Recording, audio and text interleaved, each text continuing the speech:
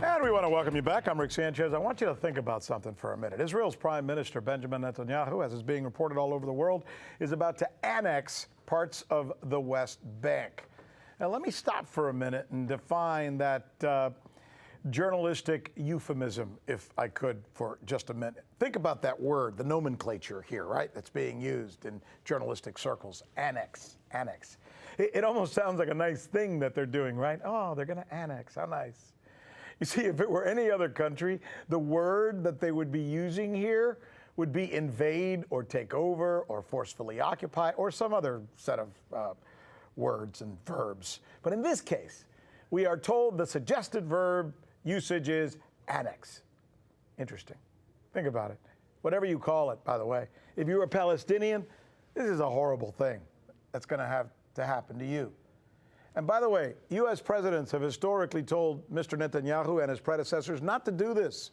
President Trump and his son-in-law, Jared, they're cheering this move on with all of their blessings. Here's RT correspondent Alex Mihailovich telling us more.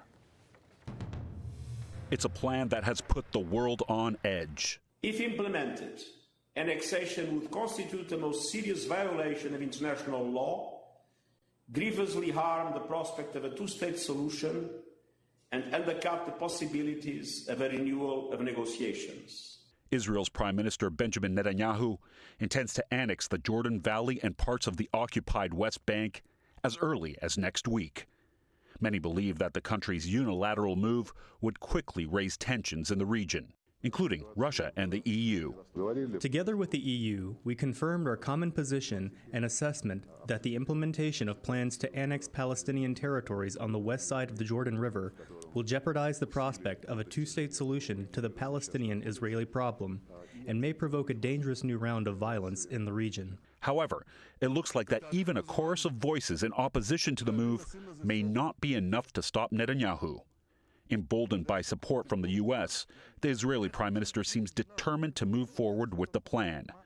Netanyahu has said that with the support of President Trump's Vision for Peace initiative, it's time to apply the Israeli law and write another glorious chapter in the history of Zionism.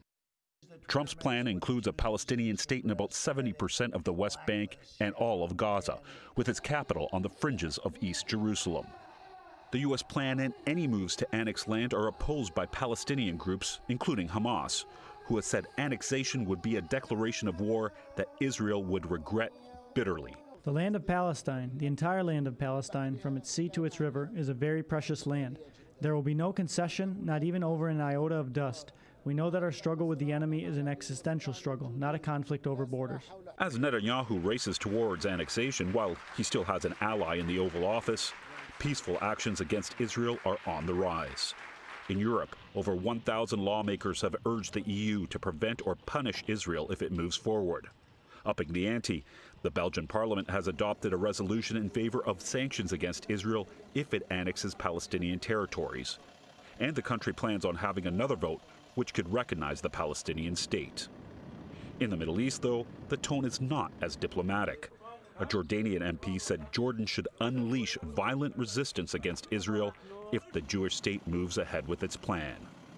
While many hope the diplomatic route will be enough to derail Israel's annexation initiative that would likely raise tensions in the Middle East, it seems that some are already preparing for the worst.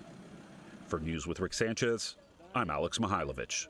Let's get some analysis on this, quote, annexation, as it's being called, from none other than George Galloway. George, what do you make of this? Well, the theft and settlement of Palestinian land has been illegal, of course, for the last 53 years, which is a long time in anybody's language, and it has not in any way led to international punishment or sanction, and I don't expect this to either.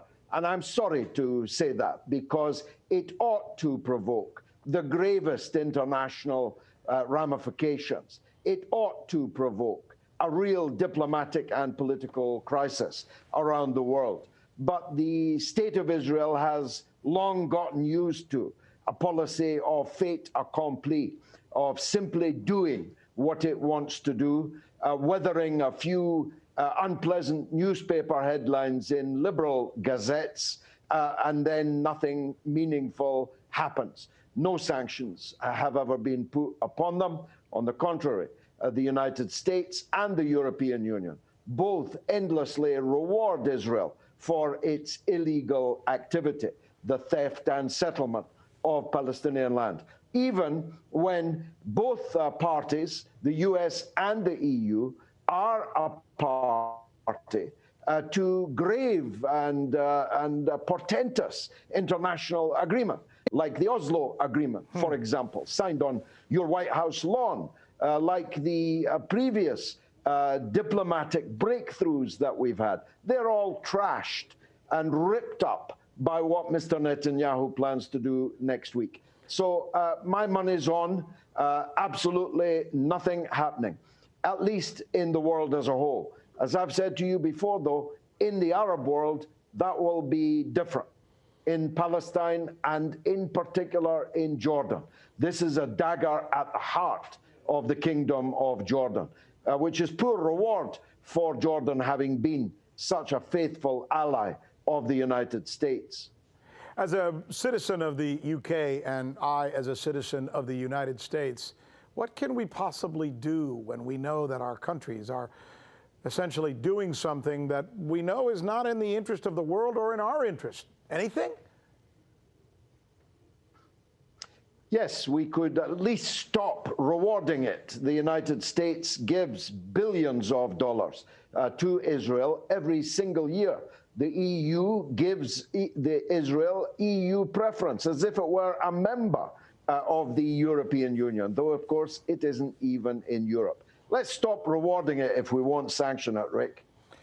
Good stuff. George Galloway, as usual, a clear thinker. We thank you, sir, for taking time to take us through that explanation and that analysis.